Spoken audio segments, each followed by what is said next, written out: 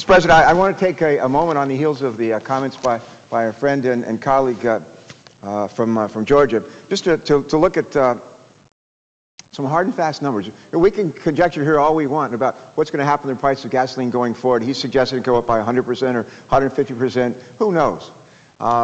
Here's what's happened. This we do know. We do know that the price of gasoline, starting back here in 2001, about $1.50 a gallon, has risen today to almost $4 a gallon. We do know that. And we can conjecture till the cows come home about what might happen in the future. But we do know what's happened in the past under the watch of the current administration. And it is not pretty. And if we want to make sure that this trend continues, we will not come up with ways to reduce our consumption of oil. We will not come up with produce more energy efficient cars, trucks, and vans. We will not reduce the amount of miles that we travel in our communities and our states. We will not find a whole host of ways to conserve energy. We will not come up with a lot of ways to produce electricity through renewables. If we don't do any of those things, this kind of thing is going to continue.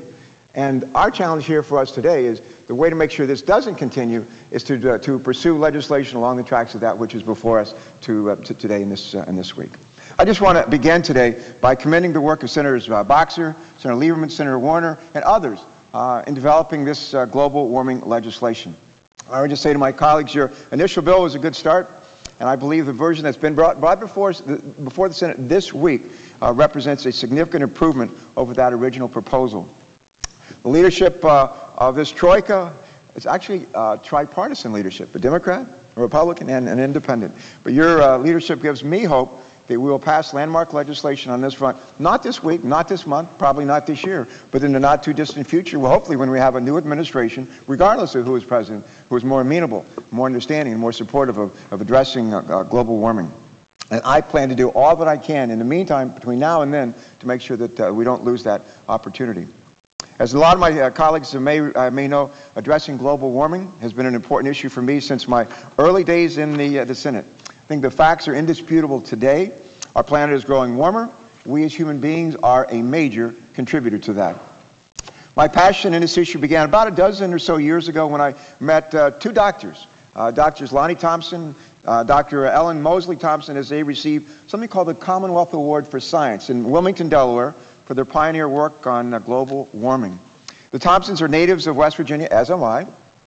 They're both professors at Ohio State University, where I received my undergraduate degree.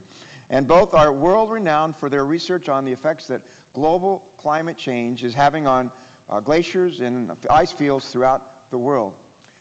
Measuring levels of carbon from ice core samples that go back nearly 1 million years in time, the Thompson studies have focused on glaciers and ice caps atop mountains in Africa and South America. They have concluded that many of them, that being the mountains and the glaciers, the ice caps on the mountains and the glaciers, will probably melt within the next 15 years or so because of global warming.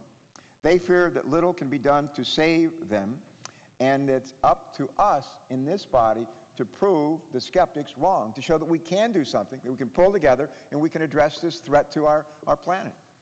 3 years ago, during our Senate debate on this same issue, I stressed that the Arctic sea ice had shrunk by 250 million acres over the past 30 years, an area about the size of California, Maryland, Texas, and maybe Delaware combined. Today, I'm sad to say that the Arctic sea ice has shrunk by not 250 million acres, but 650 million acres, an area the size of Alaska and Texas combined, or the size of 10 United Kingdoms combined. If we continue down the path that we've started on, the consequences will be, for our planet and for our country and our people, catastrophic. It is up to us to ensure that America leads the world down a different path. We must and we should. The EPA estimates that unless global warming is controlled, sea level rise will be by as much as 2 feet over the next 50 years. And I've heard even greater amounts by over the next 100 years. For island nations and coastlines, that could mean entire cities and beaches are wiped out. It's up to us in this body to ensure that those beaches, those cities, those coastlines are preserved. I've got a chart here I just want to share with my friends. For those of us who've not been to Delaware, this is Delaware. About 100 miles from end to end, and about from east to west, maybe 50 miles here. This is the outline of our coast. This is Lewis. This is Cape Henlopen. This is Rehoboth Beach. This is Dewey Beach, Bethany Beach, Fenwick Island, nation's summer capital. This is where the beach is today. 50 years from now, we don't do anything about global warming. Sea level rise has been at least 2 feet. This will be the beach in Delaware. This is Dover, Delaware, our state capital. This past Sunday, we hosted 150,000 people from all over the country, NASCAR racing. 50 years from now, if we're not careful, this will be not Dover, this will be Dover Beach. And we won't be having NASCAR races at Dover Beach. We may have sailing regattas, we may have motorboat races, but we're not going to be having stock car races unless we do something about it. So this is imperative for a lot of reasons, including some that are close to my heart. Since our last Senate debate on this issue, we have seen the scientific community come together on this issue. The Intergovernmental Panel on Climate Change has undeniably affirmed that the warming of our climate system is linked to us, to human activity. We also know that the United States is one of the world's 2 largest emitters of greenhouse gases, along with the Chinese. In fact, they may have overtaken us by now. We account in this country for almost 20% of the world's man-made greenhouse gas emissions and for almost 1/4 of the world's economic output. I believe our nation has a responsibility to reduce our emissions of CO2. In short, we have a responsibility to lead. Unfortunately, we've not seen a whole lot of leadership coming from the White House, or really enough from the Congress on this front. At least not yet. But that's got to change, and that change is starting, I hope, this week. Others, in the meantime, have begun filling the void. And we've got another chart here. It's a chart of our country. A lot of green, light green, dark green, and blue. The light green areas are the areas where the states are actually developing their own climate action plans. They've been waiting for us. They've given up on us. So they decided to take the bull by the horn. The light green is where states have something in progress in terms of developing their climate action plans. The dark greens are those states where they've completed action, and the blues have revisions in process. About 38 states. 38 states. They've been waiting for us. They're tired of waiting for us, and I don't blame them. One of those states is Delaware. And they've got a plan in my state, and a bunch of other states will soon have plans to reduce their own carbon emissions. The states aren't the only ones filling the void, though, of federal inaction.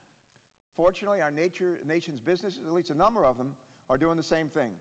Companies like DuPont, our global science company, headquartered in my own home state of Delaware, has taken steps to reduce their own carbon emissions. DuPont CEO Chad Halliday has said, and I quote, "As a company, DuPont believes that action is warranted, not further debate. We also believe that the best approach is for business to lead, not to wait for public outcry or for government mandates," close quote. And contrary to concerns that combating global warming will hurt American businesses, DuPont's actions have had major positive impacts on its bottom line. In the mid-1990s, as part of a climate change initiative, DuPont began aggressively maximizing energy efficiency. That initiative has allowed DuPont to hold its energy use flat while increasing production. As a result, DuPont reduced its greenhouse gas emissions by more than 70%. By doing so, the company actually saved $3 billion. Billion with a B, $3 billion. But a patchwork of state initiatives combined with good corporate stewardship, however welcome, is not enough. We must have a comprehensive national approach, and not only to give a signal to corporate America that this is a priority, but to the world, the United States is prepared at long last to be a leader on this front as well. I have enough faith in American technology, American ingenuity, and know-how to believe that we can provide that leadership without endangering our economic growth. In fact, if we're smart about it, we'll end up strengthening our nation's economy, we'll end up creating hundreds of thousands of new green jobs, and we will end up creating products and technologies that we can sell and export around the world. I could quote Thomas Edison, opportunity. Opportunity, here's what Thomas Edison loved to say about opportunity. He said, opportunity, a lot of people miss out on opportunity because opportunity comes along wearing overalls and is disguised and looks a lot like work. That's what he said. And, some people look at global warming or dependence on foreign oil or the emissions of bad stuff in the air, they just see a problem. I see an opportunity. And it's an opportunity that comes with it economic advantages and the possibility of creating jobs and product that flow from that, including technologies and jobs and products that will flow from our dealing with climate change. Well, that's one of the big reasons why I support the approach of the Lieberman-Warner Climate Security Act. This bill harnesses market forces to provide a solid framework for creating a national mandatory program to dramatically reduce greenhouse gases over the next 40 years or so. I'm pleased to see Chairwoman Boxer's substitute make several improvements over the bill we passed in committee in November last year. Specifically, I applaud the Chairwoman's efforts in strengthening the recycling and cost containment sections of the bill. Let me just take a minute here, if I can, colleagues, to focus on the importance of recycling and combating global warming. A lot of times people say to me, well, what can I do as an individual to help on global warming? And as it turns out, everybody can recycle. Everybody can do that. And here's a couple of reasons why. In 2006, the United States recycled, threw away in a can in trash, some 82 million tons of materials, a recycling rate of about a third. We recycle about a third of that stuff. We offset, let me just back up, let me just say that again. In 2006, the United States recycled about 80 million tons of materials. That's about a third of all that we would otherwise throw away, offsetting the release of some 50 million tons of carbon. That's the equivalent in emissions that we saved by recycling of some 39 million cars each year because we recycle. However, we only recycle about a third of what we could. However, each year, Americans discard enough aluminum to rebuild our entire domestic airline fleet every 3 months. Put simply, increasing recycling cuts greenhouse gas emissions. And to encourage recycling, the bill compels states to bolster the recycling programs by requiring that no less than 5% of carbon credit revenues be allocated to states must be used for improving recycling infrastructure to help states to recycle, states and local communities to recycle more. And I want to thank the Chairwoman again for working with me on this important issue. Let me talk about cost containment next. I'm also pleased that with the cost containment provisions that Senator Boxer included in the substitute, such as the extra pool of allowances available in the early years to help contain high prices, and the allowances that are returned to customers to keep energy prices down. I believe that these provisions are moving us in the right direction to address any runaway costs that might occur in a new market. And although this bill is a good start, I believe we can make some significant improvements in it, particularly in the area of pollution control, in the areas of output allocation in transit, encouraging people to get out of their cars, trucks, and vans and take a bus, take a train to get where they need to go. Let me start off by addressing 4P. 4P stands for 4 pollutants. I appreciate that this bill acknowledges that dangerous air pollutants, including sulfur dioxide, nitrous oxide, and mercury, are emitted by the power sector in this country. However, acknowledging a problem is not the same as solving that problem. I believe that in addition to reducing greenhouse gases, we must eventually pass a comprehensive bill that also reduces these other 3 harmful pollutants: SOx, NOx, and mercury, sulfur dioxide, nitrous oxide, and mercury. Some of my colleagues know, because I've driven you crazy over the last 5 or 6 years on this, visiting many of your offices, but 12 of my colleagues and I have introduced the Clean Air Planning Act of 2007. We call it CAPA, C-A-P-A. We believe that the Clean Air Planning Act provides an aggressive yet achievable schedule for power plants to reduce emissions and alleviate some of our worst air-related health and environmental problems such as ozone, acid rain, mercury contamination, and of course, global warming. This multi-pollutant approach fits perfectly within the framework of this comprehensive global warming bill. I believe that we would be foolish to address only one pollutant, however important it is, carbon dioxide, coming out of our nation's smokestacks, while others, sulfur dioxide, nitrous oxide, and mercury, threaten our health and our environment too. My state of Delaware, along with the states around us, Maryland, Virginia, Pennsylvania, and New Jersey, we're at the end of America's tailpipe, and we continue to breathe dirty air. During the summer months when ozone pollution is at its worst, more than 10,000 Delawareans cannot work or carry out daily activities. Nationally, some 27 million children aged 13 and younger are being exposed to unhealthy levels of ozone. We got another chart here. Not only do we have the problems with folks breathing bad air and that harming their lungs and the respiratory system, but for young children being carried in the mother's wombs, whose mothers ingest large amounts of fish that contain mercury, some 630,000 infants will be born this year. They're going to experience high levels of mercury exposure. As a result, they'll have brain damage. They could have brain damage. A number of them have developmental delays. Some will have mental retardation. Some of them will have blindness. Sulfur dioxide emissions, meanwhile, sulfur dioxide emissions from power plants cause 24,000 Americans to die this year.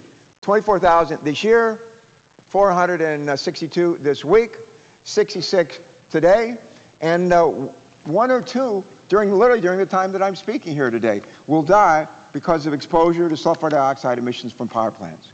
I don't know how many people are going to die from climate change, from global warming, from CO2 emissions in this country this year. I can tell you how many will die from exposure to sulfur dioxide. 24,000.